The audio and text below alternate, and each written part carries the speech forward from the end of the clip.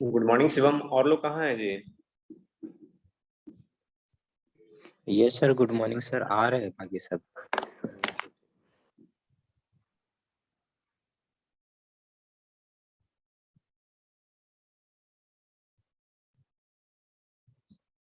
Attendance के लिए आप लोग नेम और रोल नंबर पोस्ट कर दीजिए। Good morning sir. Good morning.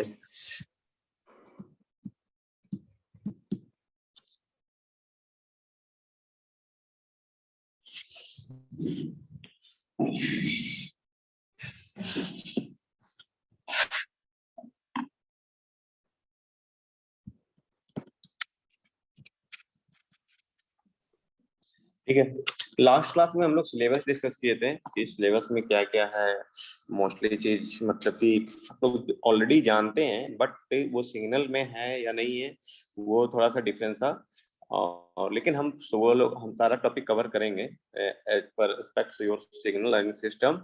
तो फर्स्ट ऑफ ऑल है क्या, फर्स्ट यूनिट में सिग्नल्स एंड सिस्टम के बारे में पढ़ना है। क्लासिफिकेशन ऑफ सिग्नल्स है, क्लासिफिकेशन ऑफ सिस्टम है, सिग्नल का प्रॉपर्टीज है, और वो सिस्टम का प्रॉपर्टीज है। तो ये चार मतलब कि ओवरऑल चार चीजें पढ़ना है हम लोगों को। ठीक है, तो हम लोग स्टार्ट करते हैं आज का क्लास। जो आए आए, नहीं आए तो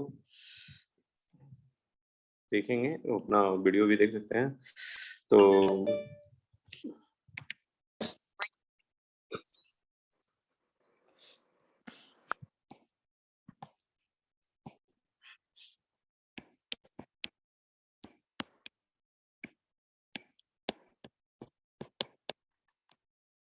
signals and system, last class में बताए थे व्हाट इज सिग्नल्स। बताइए सिग्नल्स क्या है?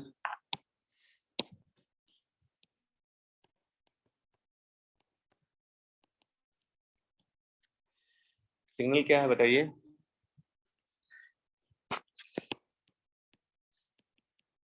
Any physical phenomena which contain information is known as signal. For example, traffic light. Traffic light जहां पर कि आपका मतलब ग्रीन रेड सब चीज इन एक फिनोमेना हो रहा है, मतलब कि एक कुछ इंसिडेंट हो रहा है, एंड वो इंफॉर्मेशन आपको ट्रांसमिट कर रहा है कि आपको अगर रेड दिया हुआ है तो मतलब कि आपको स्टॉप करना है, आपको ग्रीन है आपको जाना है, येलो है मतलब कि आपको जो भी है इंफॉर्मेशन की आपको प्रिपेयर होना है। ये तो मतलब कि इंफॉर्मेशन एक प्रैक्टिकल चीज में हो गया, ये इसको सिग्नल कहते हैं। लेकिन मैथमेटिकली क्या होता है, any function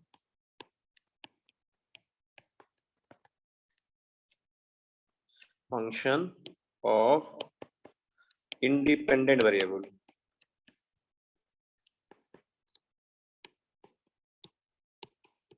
independent variables time space and temperature etc, कुछ भी हो सकता है। मतलब ऐसा नहीं है कि आपका पर्टिकुलर मतलब कि टाइम के लिए हो, स्पेस के लिए हो। आप देखिएगा कि बहुत चीज ऐसा इंफॉर्मेशन आपको मिलता है कि पर्टिकुलर हाइट से एबव जाते हैं तो कुछ अलग वैल्यू रहेगा, और अगर आप नीचे जाते हैं मतलब कि सर्टेन हाइट्स के नीचे जाते हैं तो कुछ अलग वैल्यू होगा।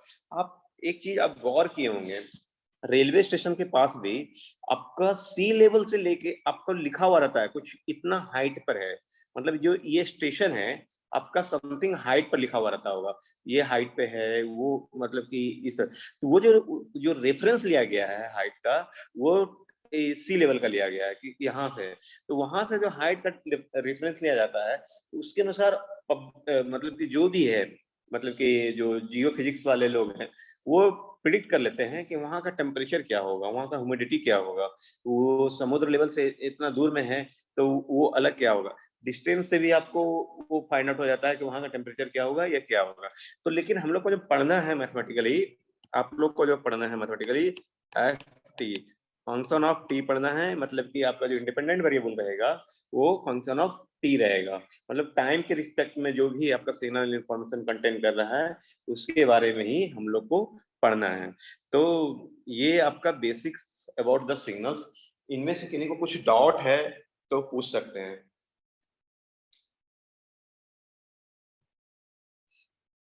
आगे बढ़े अगर डाउट नहीं है तो। Yes, sir. ठीक है, अब है classification of signals.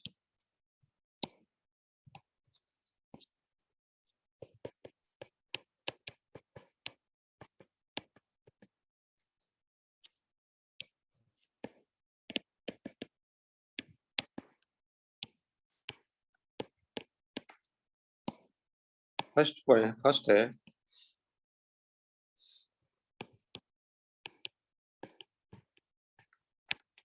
continuous time and discrete time signal। Second है deterministic and non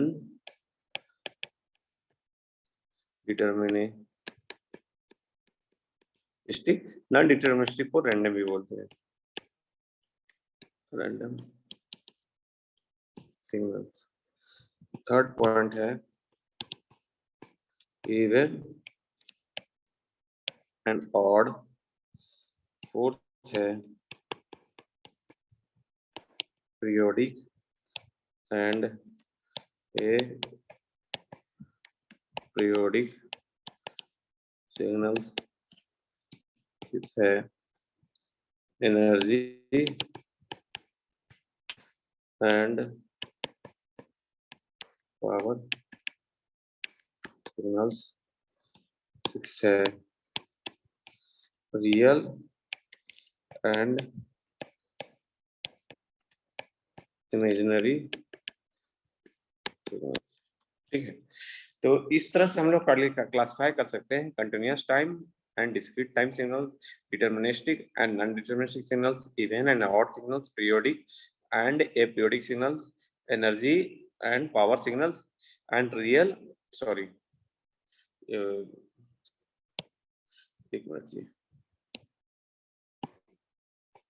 रीड लिखा गया है यहाँ पे,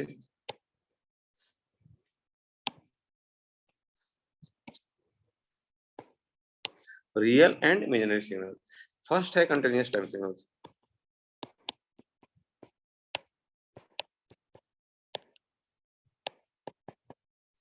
अच्छा एक चीज बताइए, डिस्क्रीट और डिसकंटिन्यूअस सिग्नल्स दोनों सेम होगा या डिफरेंट चीज होगा?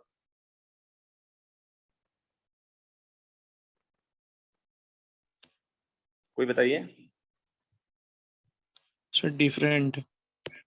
डिफरेंट है, कैसे डिफरेंट है बाबू? डिस्क्रीट और Sir, वो change होते रहता है time के। Sir, और किन्हीं को discrete कुछ मतलब वो आइडिया? हाँ बोलिए, डिस्क्रीट मतलब so उसका value change होते रहता है 0 1 ऐसे करके। 0 1 नहीं नहीं, देखो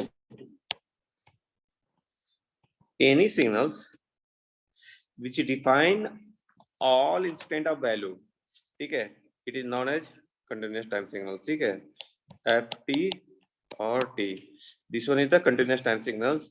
कोई सिग्नल्स है जो कि आपका डिफाइन हो रहा है each and every instant of time, मतलब किसी भी इंस्टेंट ऑफ टाइम को पर आप देखोगे तो आपका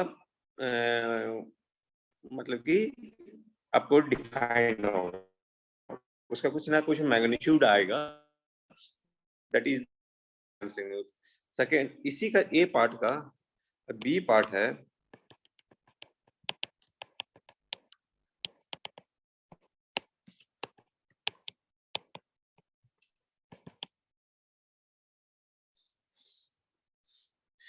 discrete time signals, a signals which define a particular instant of time, मतलब कि continuously particular instant of time पर डिफाइन करेगा, that is the discrete time signal. मान लीजिए कि कोई fn होता है, ये डिस्क्रीट में n से नोटेशन करते हैं, n होता है, तो fn जो हो रहा है, n हो रहा है, तो ये जो है ना सारा इंटीजर वैल्यू पर डिफाइन होगा, कुछ ना कुछ इसका मैग्नीट्यूड। मान लीजिए 0 है तो ये 0 पर तो कुछ आएगा, मान लीजिए ये मैग्नीट्यूड आ रहा है तो ये आएगा, ठीक है। उसके बाद 1 है, 1 पर आपका कुछ मैग्नीट्यूड होगा, मान लीजिए कि यहाँ पे 2 है, फिर ये 2 पे कुछ इसका वैल्यू होगा, फिर ये 3 है वहां पर होगा, फिर -1 पे है, मान लीजिए माइनस साइड जा रहा है, और -2 पे है तो ये कुछ रैंडम वैल्यू, इस तरह ये चलते रहेगा। मतलब कि प्रत्येक इंटीजर वैल्यू पे ये डिफाइन होगा, ऐसा नहीं है कि नहीं है। और मान लीजिए कि कोई सिग्नल्स यहाँ भी, मान लीजिए कि आपको सिग्नल्स का दिया हुआ रेंज -2 से लेके -2 तक, और इसमें कंटिन्यूसिटी चेक करना है, तो आपको इसके बीच क्या ही देखना है कि प्रत्येक इंस्टेंट ऑफ टाइम पर है कि नहीं डिफाइन। और यहाँ पर भी आपको जिस रेंज में दिया होगा तो उस रेंज में आपको देखना है कि पर्टिकुलर इंस्टेंट ऑफ टाइम मतलब कि जो इंटीजर वैल्यू है उस पर डिफाइन है कि नहीं। मान लीजिए कि ये हुआ, तो इंटीजर जो डिस्क्रीट टाइम सिग्नल्स है उसमें एक चीज हमेशा ध्यान रखिएगा, ये जो टाइम रेंज है ये जो है ये डिफाइन होगा ओनली इंटीजर वैल्यू पर, ना कि फ्रैक्शन वैल्यू पे। Always it will be define on integer value. और जैसे कि कभी कभी क्या होता है कि आपको सिग्नल्स दिया हुआ रहेगा एफ एन, अच्छा वो बाद में बताऊंगा जब मेथड सिंपलीफिकेशन बताऊंगा। तो ये डिस्क्रीट टाइम सिग्नल हुआ। डिसकंटिन्यूअस सिग्नल्स क्या हुआ कि जैसे कि आपका -1 पर डिफाइन हुआ, फिर 0 पर कुछ नहीं सिग्नल्स है, फिर 1 पर है, +1 पे है, फिर मान लीजिए कि 2 पर भी है और 3 पर भी है। तो 0 पर नहीं मिला तो मतलब क्या हुआ, एक जो आप पर्टिकुलर इंटीजर का गैप दे जा रहे थे तो एक जगह पर नहीं मिल रहा है सिग्नल्स कुछ भी, तो वो डिसकंटिन्यूअस हो जाएगा। और यहाँ भी जैसे कि -2 से 2 के बीच में चले, किसी एक इंस्टेंट पर आपका वैल्यू नहीं दिख रहा है तो वो डिसकंटिन्यूअस हो जाएगा। लेकिन डिस्क्रीट, बहुत लोग सोचते हैं ना कि कंटिन्यू नहीं जा रहा है डिस्क्रीट वाला सिग्नल, नहीं, ये कंटिन्यू जा रहा है, प्रत्येक इंटीजर पर आपको डिफाइन हो रहा है, इट मींस ये कंटिन्यूअस सिग्नल है, डिस्क्रीट कंटिन्यूअस सिग्नल है। और जो डिसकंटिन्यूअस होता है वहां पर एक पर्टिकुलर इंस्टेंट कोई भी एक मिसिंग रहेगा, जहां पर है कि सिग्नल डिफाइन नहीं होगा। क्लियर हुआ कि नहीं हुआ? डिसकंटिन्यूअस और डिस्क्रीट में एंटर हुआ कि नहीं, पता चला कि नहीं? मान लीजिए कि कुछ सिग्नल्स यहाँ रहेगा, ये -3 पे है सिग्नल्स, और 2 पर नहीं दिखाई रहा है, -1 पे, -1 पर कुछ वैल्यू है, फिर 0 पर वैल्यू है, और 1 पे है, और 2 पे नहीं रह के आपका 3 पे है। तो ये जो होगा ये डिसकंटिन्यू डिस्क्रीट टाइम सिग्नल्स होगा, मतलब कि कंटिन्यूअस नहीं है, ये डिस्क्रीट सिग्नल्स है बट डिसकंटिन्यू है, पूरा कंटिन्यूअस नहीं है। बट ये जो एबव वाला एग्जांपल है ये कंटिन्यूअस टाइप का है, वो डिस्क्रीट टाइम सिग्नल्स है लेकिन आपका जो सारे इंटीजर वैल्यू पर है, तो ये माने ये कंटिन्यू है, ऐसा नहीं है कि गैप हो रहा है। और यहाँ पर तो ये कंटिन्यूअस टाइम सिग्नल्स हैं ही। ये क्लियर हुआ कि नहीं हुआ, पहले ये बताइए आप लोग। डिस्क्रीट और डिसकंटिन्यूअस में आप लोग, बहुत लोगों को कंफ्यूजन रहता है बहुत, और ये आगे जाकर प्रॉब्लम करेगा, सिग्नल प्रोसेसिंग में प्रॉब्लम करेगा, और इसलिए मैं बोल रहा हूँ अभी क्लियर कर लेना है इसको। ये क्लियर हुआ है कि नहीं हुआ?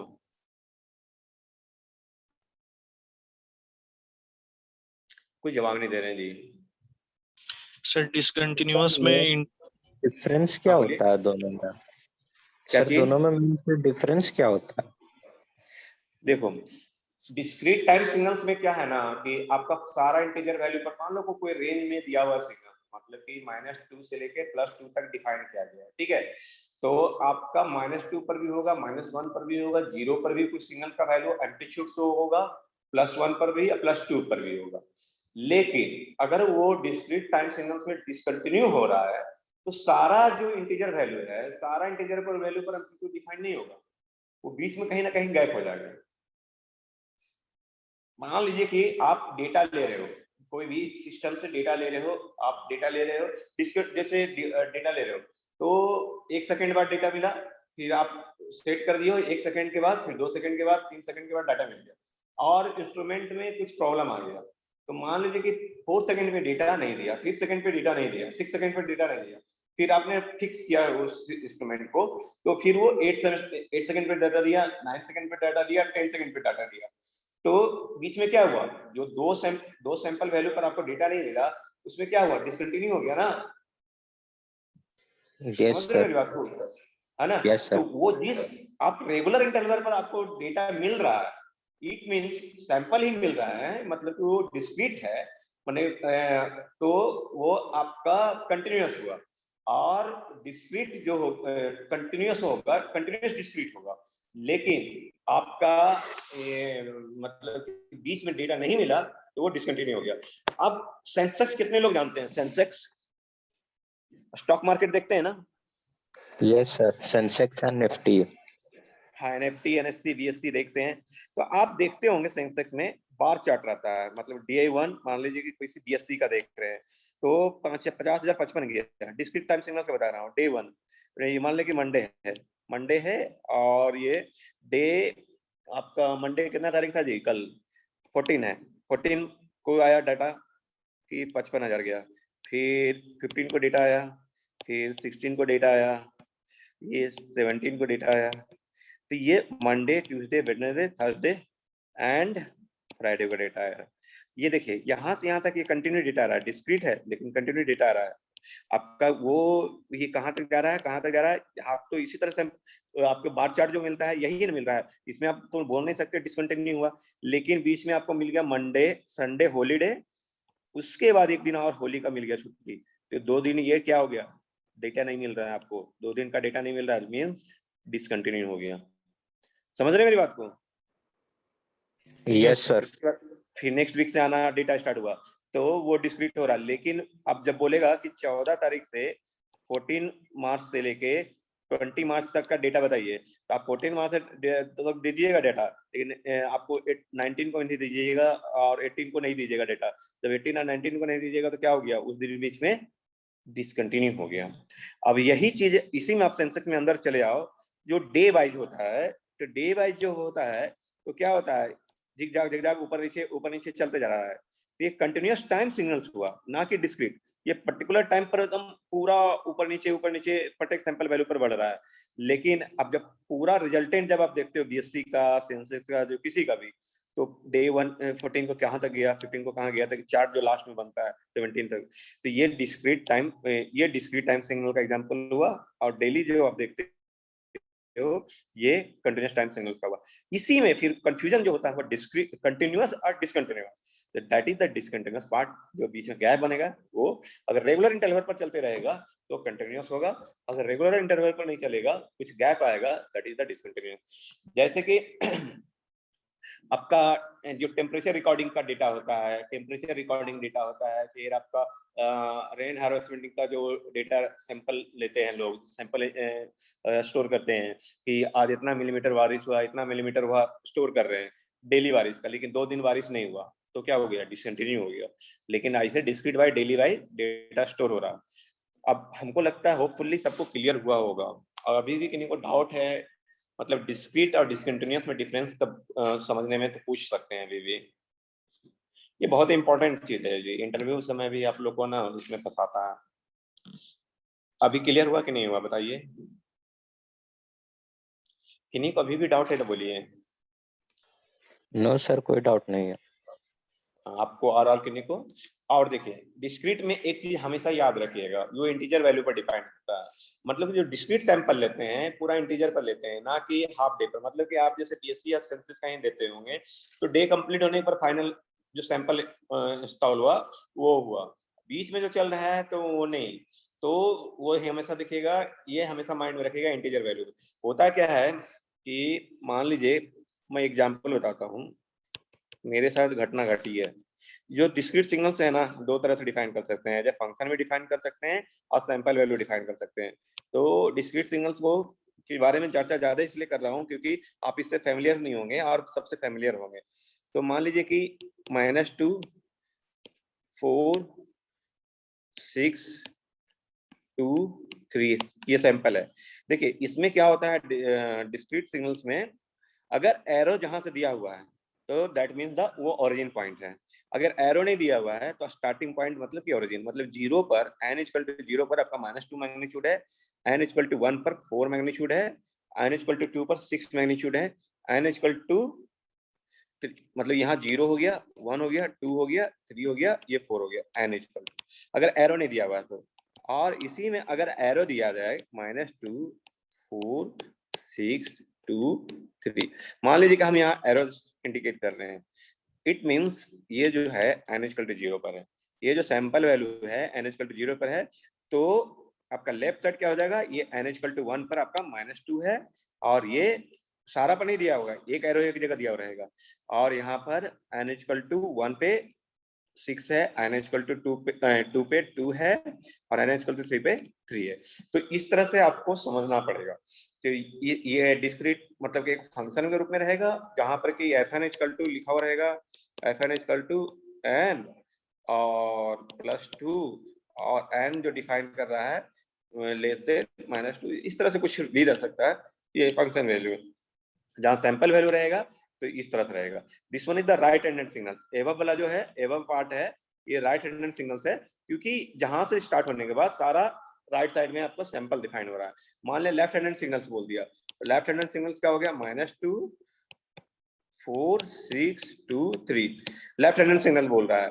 लेफ्ट हैंडेड सिग्नल्स बोल रहा है मतलब कि ये जो पॉइंट है ये ओरिजिन है, बाकी सब ये -1 पे है, -2 पे डिफाइन हो रहा है, -3 पे डिफाइन हो रहा है, -4 हो रहा है। This one is the left handed signal, एवब one right handed signal. तो कभी कभी राइट हैंडेड सिग्नल लिख देगा, लेफ्ट हैंडेड सिग्नल लिख देगा, कभी एरो देगा, बीच में कहीं भी एरो दिया, जो एरो देगा वो ओरिजिन होगा, उसके अलावा आपको राइट साइड पॉजिटिव इंटीजर लेना है, लेफ्ट साइड नेगेटिव इंटीजर लेना है। तो इस तरह से आपको समझना होगा। अभी भी और कोई डाउट है डिस्क्रीट टाइम सिग्नल समझने में तो बोलिए। क्लियर, आगे बढ़े।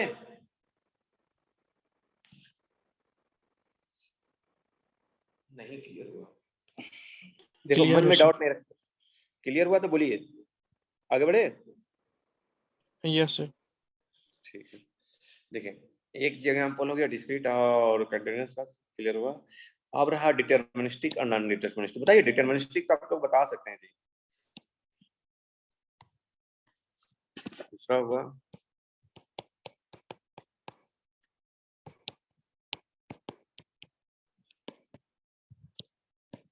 deterministic signals. Those signals are known as deterministic signals. Any signals which defined in mathematical form is known as deterministic signal। और कह सकते हैं कि जिस सिग्नल्स का फ्यूचर वैल्यू हम लोग प्रिडिक्ट कर सकते हैं, फ्यूचर प्रिडिक्ट कर सकते हैं, that is the deterministic signal. अगर मैथमेटिकली कोई सिग्नल्स दिया हुआ है ft equal to sin omega T, a sin omega T, तो आप इसको प्रिडिक्ट कर सकते हो ना आगे क्या होगा। t इक्वल टू 0 पर तो है ही, t इक्वल टू 1 पर भी आप क्या यहाँ निकाल सकते हो, t इक्वल टू 2 पर भी निकाल सकते हो, आप t इक्वल 3 पर भी निकाल सकते हो, इसको प्रिडिक्ट कर सकते हो। मतलब कि जो mathematically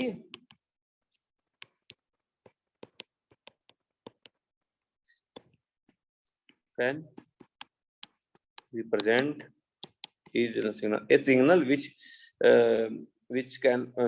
mathematically can represent is known as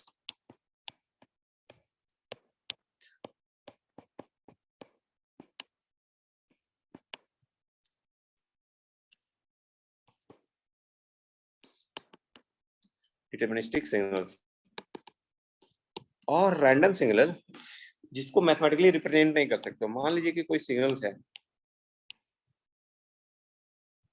ये है, तो इसको आप लोग मैथमेटिकली रिप्रेजेंट नहीं कर सकते, इसको रैंडम सिग्नल कहते हैं। रैंडम सिग्नल का एग्जांपल बताइए। अभी हमने थोड़ी देर पहले बताया हूँ कि कोई सिग्नल के बारे में चर्चा किए थे, वो रैंडम सिग्नल में आएगा। बताइए रैंडम सिग्नल कौन सा होगा, बताइए कोई एग्जांपल बताइए रियल लाइफ में आप जो देखते हैं।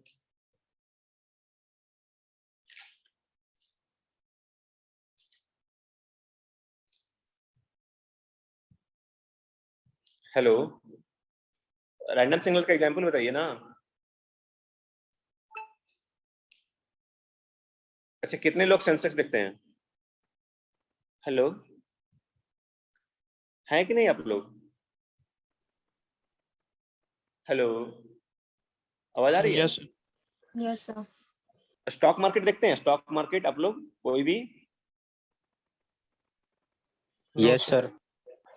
तो स्टॉक मार्केट में जो डेली अप एंड डाउन होता है, आप कोई भी तो उसको क्या मैथमेटिकली रिप्रेजेंट कर सकते हो?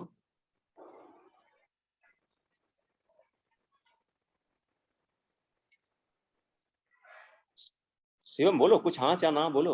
मैथमेटिकली रिप्रेजेंट कर सकते हैं क्या? सर नहीं समझे कैसे आप बोल रहे हैं। नहीं, नहीं कर सकते मैथमेटिकली रिप्रेजेंट। इट मींस ये रैंडम सिग्नल्स है जो अप एंड डाउन होते रहता है। जब आप अभी भी कोई बीएससी सेंसेक्स या कोई भी गूगल करके देख सकते हो, उसको मैथमेटिकली रिप्रेजेंट नहीं कर सकते। अगर मैथमेटिकली रिप्रेजेंट कर लोगे तो बहुत बड़े अमीर आदमी हो जाओगे यार। जो झुंझुन वाला है ना, उससे भी बड़े। तो वही तो सर प्रिडिक्ट करना है ना। मैथमेटिकली रिप्रेजेंट करने का मतलब क्या है?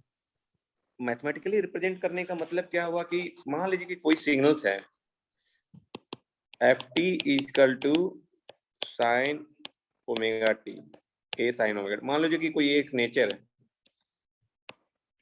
ये आ रहा तुम्हारे पास सिग्नल्स, ठीक है, आउटपुट। तो अब बताओ कि ये कौन सा सिग्नल्स होगा? आप देख के बताइए, आप कौन सा सिग्नल्स होगा? आकाश, यस सर, ये कौन सा सिग्नल्स होगा? साइन थीटा का सिग्नल है। साइन थीटा के रूप में होगा, ए साइन थीटा होगा। जहां पर कि आप एम्पलीट्यूड देख के बता सकते हो कि इस कैसे हो जा रहा है। आप बताइए कोई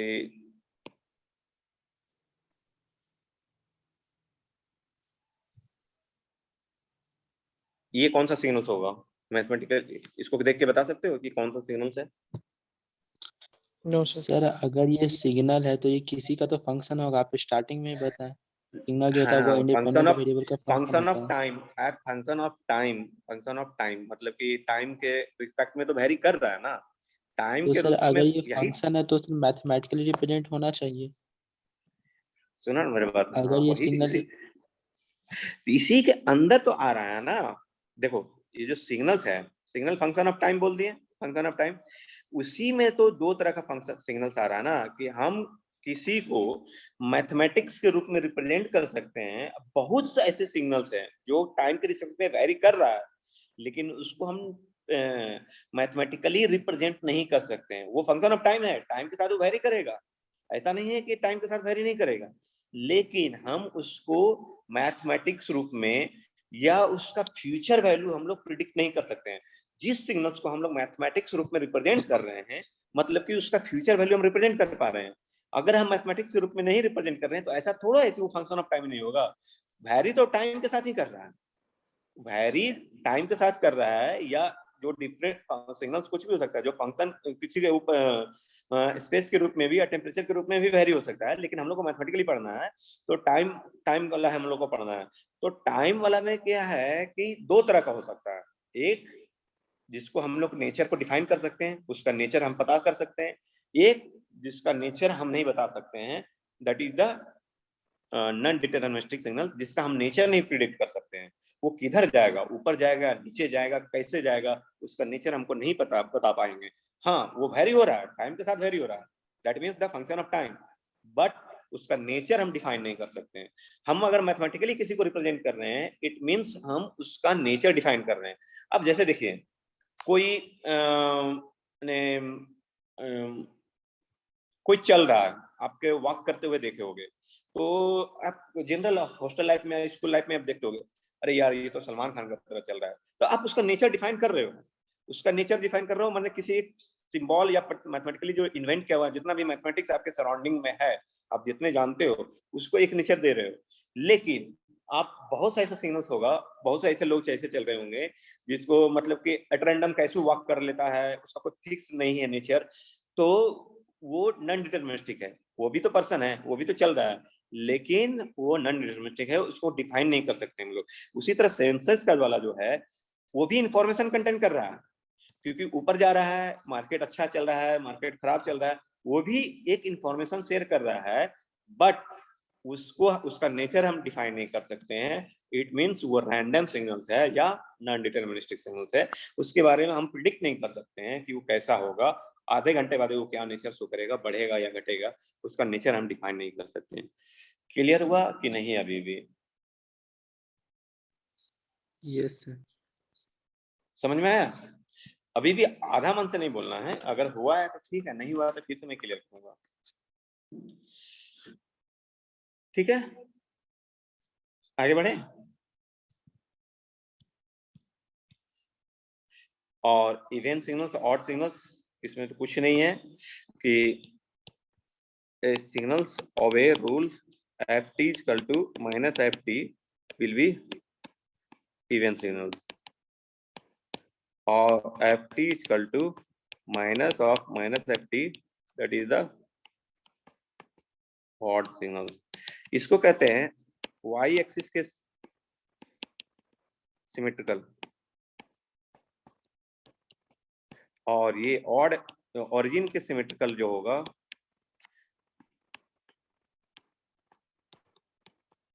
तो ये ऑड सिग्नल्स होगा। लेकिन अगर मैथमेटिकली आपको देखना, चेक करना होगा तो F T equal to F of minus T, दोनों सेम होगा इवन सिग्नल। जैसे कि for example F T equal to sine omega T, ये साइन ओमेगा टी, ये ऑड सिग्नल होगा या इवन सिग्नल होगा, बताइए?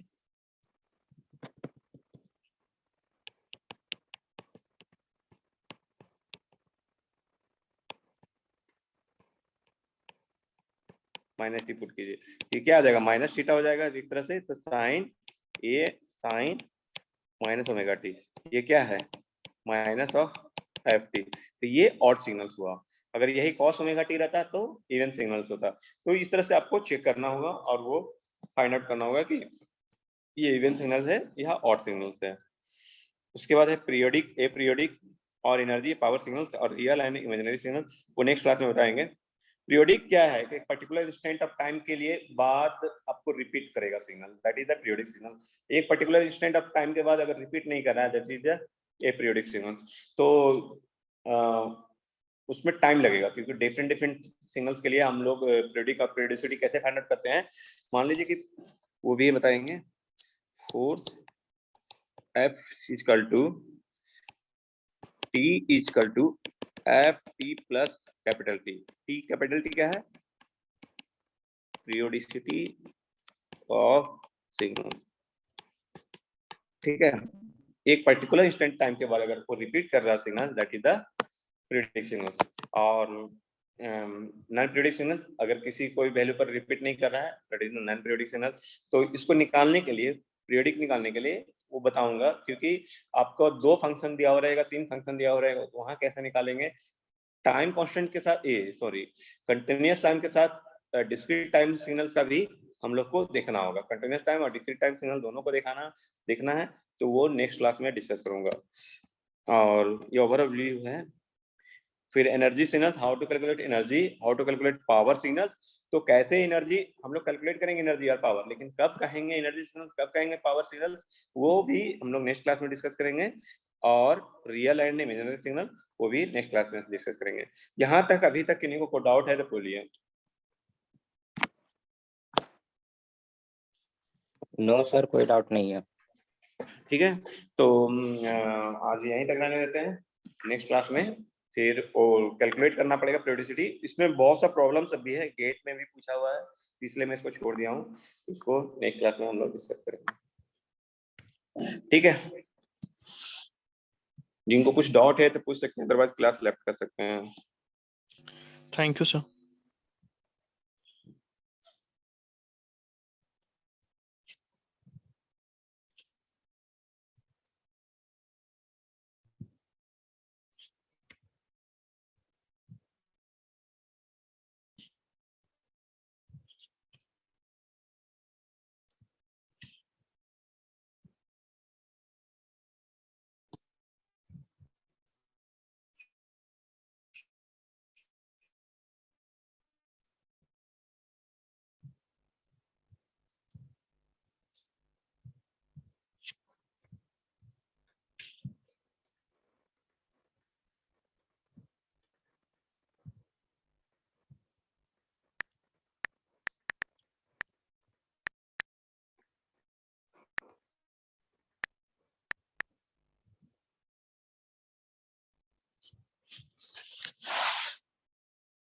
है।